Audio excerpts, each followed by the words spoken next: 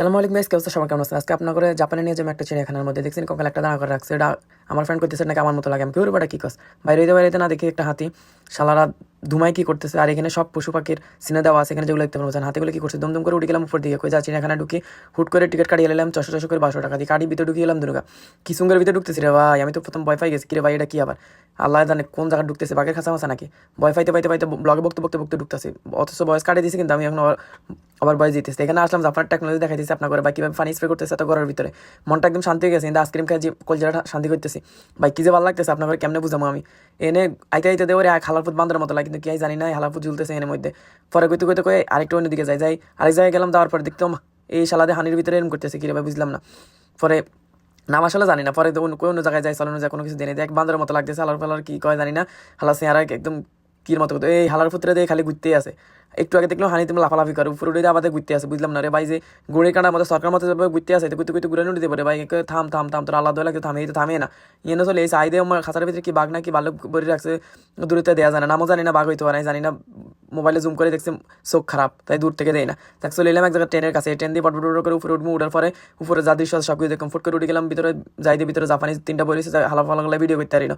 যাক জানা করে ধ্যান দরকার, ওটুক দেয়তে পারি না। হালকা করে ভিডিও করা হরে এই সান আমরা টুন করে উপরে দিকে উঠে যেতেছি। কি যে ভালো লাগতেছে, মনে হয় যে কোনো একটা মানে রোলার কোস্টার উঠছে এমন লাগতেছে আমার কাছে। কিন্তু এটা প্রায় 5-6 তলার মতন উপরে হইব আর কি। তো উপরে দিকে উঠে গেলাম।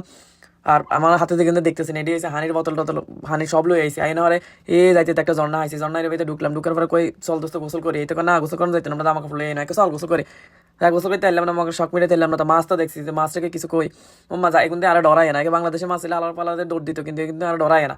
এগুলো মনে হয় রাত কামড়া খাইলে এরকম লাগতেছে। যাকে কখন দুষ্টাম করলাম করে কই সেখানটা কই চল আমরা অন্য পাশের দিকে যাই। আবার নিচের দিকে নামি চলে এলাম। ওই ঠট করে ওই ট্রেনের মতো হঠাৎ করে ঠটর করে নিচে নামি চলে এলাম। আসার পরে কই চল আমরা অন্য প্রাণী যেগুলো আছে সেগুলো একটু দেখি। ভিডিওটা অনেক লং হয়ে যাবে, যার কারণে কাট করে একটু করে দিই। সার্ভিগুলো ছবি উড়াইতে পারি না, কারণ ভিডিওটা অনেক লম্বা হয়ে যাবে। নানের লম্বা ভিডিও দেখতে না, আইও লম্বা ভিডিও এডিট করতে আর অবস্থা খারাপ হয়ে যাবে। না কোনো সময় সারাদিন ক্লাস করে জব করে এমনি অসুস্থ দেখলাম বাঘরে খানা দিয়ে রাখছে। আলার ফালা খায় না, তুই ঘুম যাইতেছে শালার পথে আমরা খাইতাম খানা হয় না, তুই ঘুম যাইতেছে। আর ঘরে দেয় ও মৌর ফেতে না, আমি এই আঙ্গরের দিকে দৌড়াই এই আঙ্গরে কামড়াইতো।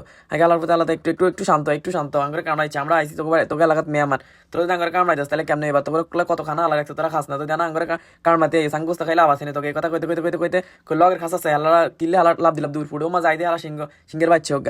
পরে বুঝি আলা কিল্লে উঠতেছে উপরের দিকে। পরে দেখি হ্যাঁসার মতো লাগতেছে গেরে, আমি জানি না আসলে নাম কি। পরে লগে দিয়ে আরোগ্য হ্যাঁসা, এটা সাদা হ্যাঁসা মনে হয়, আসলে জানি না এটার নাম টাম কি। আর কি সিল ঢুকে রাখছে এটার ভিতরে। যাক দেখলাম আর কি গন্ধ দেখলাম। ধ্যানটা শেষ করে হরিণের কাছে চলে এসেছে, যে মনে হয়েছে জাপানে নাকি হরিণকে ভদ্র হরিণ হরালে জানি না।